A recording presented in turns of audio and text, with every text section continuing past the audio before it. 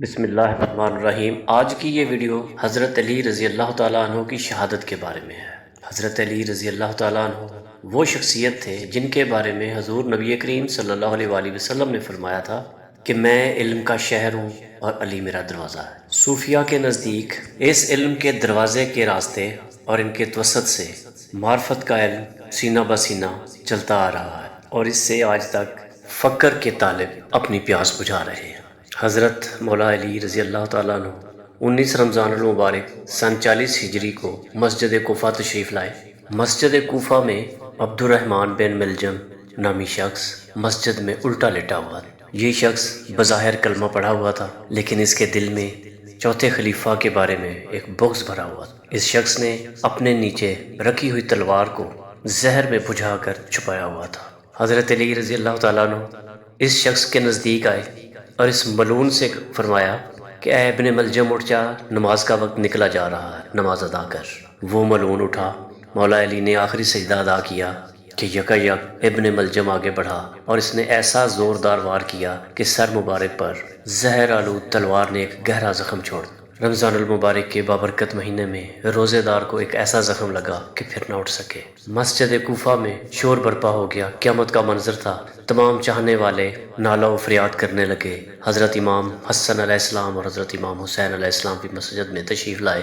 انہوں نے دیکھا کہ ان کے بابا کی ریش مبارک خون سے تر ہے اور وہ گریہ کرنے لگے۔ وہاں پر موجود اصحاب نے حضرت علی رضی اللہ تعالیٰ عنہ کو کاندھوں پر اٹھا کر ان کے گھر لے گئے۔ گھر میں کوہرام بچ گیا۔ ابن ملجم کو موقع پر ہی گرفتار کر لیا گیا تھا۔ حضرت علی رضی اللہ تعالیٰ عنہ نے اپنے بیٹوں سے فرمایا کہ اگر میں بچ گیا تو اس سے اپنا بدلہ میں خود لوں گا، اور اگر میں نہ بچا تو ایک ہی وار میں اس کا سر اڑا دینا۔ حکیموں نے علاج معالجہ شروع کیا، مگر زہر اپنا کام کر چکا تھا۔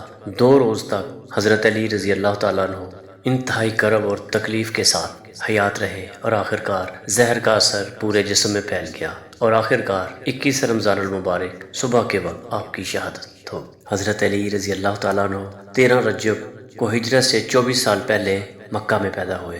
آپ کی پیدائش سے متعلق تاریخ میں لکھا گیا ہے کہ آپ کی پیدائش خانہ کعبہ کے اندر ہوئی۔ حضرت علی رضی اللہ تعالیٰ عنہ کی امتیازی صفات اور خدمات کی بنا پر نبی کریم صلی اللہ علیہ وآلہ وسلم آپ کی بہت عزت فرمایا کرتے تھے، اور اپنے قول و فعل سے ان کی خوبیوں کو ظاہر کرتے رہتے تھے۔ جتنے مناقب حضرت علی کرم اللہ وجہہ کے بارے میں حدیث نبوی صلی اللہ علیہ وآلہ وسلم میں موجود ہیں، کسی اور صحابی رسول کے بارے میں نہیں ملتے۔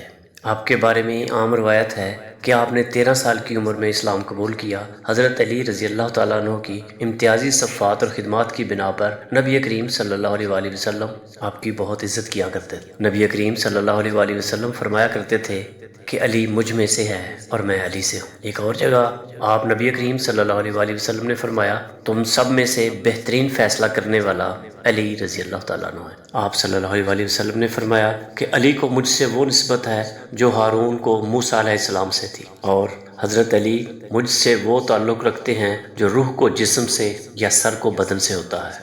حضرت علی رضی اللہ تعالیٰ عنہ خدا اور رسول صلی اللہ علیہ وآلہ وسلم کے سب سے زیادہ محبوب، یہاں تک کہ مباہلہ کے واقعہ میں حضرت علی رضی اللہ تعالیٰ عنہ کو نفس رسول کا خطاب ملا۔ حضرت علی رضی اللہ تعالیٰ عنہ کا علمی اعزاز یہ تھا کہ مسجد میں سب کے دروازے بند ہوئے تو حضرت علی کرم اللہ وجہہ کا دروازہ کھلا رکھا گیا۔ جب مہاجرین و انصار میں بھائی چارہ قائم کیا گیا تو حضرت علی رضی اللہ تعالیٰ عنہ کو نبی کریم صلی اللہ علیہ وآلہ وسلم نے اپنا دنیا اور آخرت میں بھائی قرار دیا۔ آخر میں غدیر خم کے میدان میں ہزاروں مسلمانوں کے مجمع میں حضرت علی رضی اللہ تعالیٰ عنہ کو نبی کریم صلی اللہ علیہ وآلہ وسلم نے اپنے ہاتھوں پر بلند کر کے یہ اعلان فرمایا کہ جس کا میں مولا اس کا علی بھی مولا ہے۔ قرآن کے علم کے ساتھ حضرت علی رضی اللہ تعالیٰ عنہ قرآن پر عمل میں بھی دوسروں پر سبقت لے جایا کرتے تھے۔ سورۃ المجادلہ کی آیت نمبر 41 میں اللہ تعالیٰ نے حضور نبی کریم صلی اللہ علیہ وآلہ وسلم سے تخلیہ میں بات کرنے سے پہلے صدقہ دینے کا حکم دیا، تو حضرت علی رضی اللہ تعالیٰ عنہ نے فوراً اس آیت پر عمل کیا۔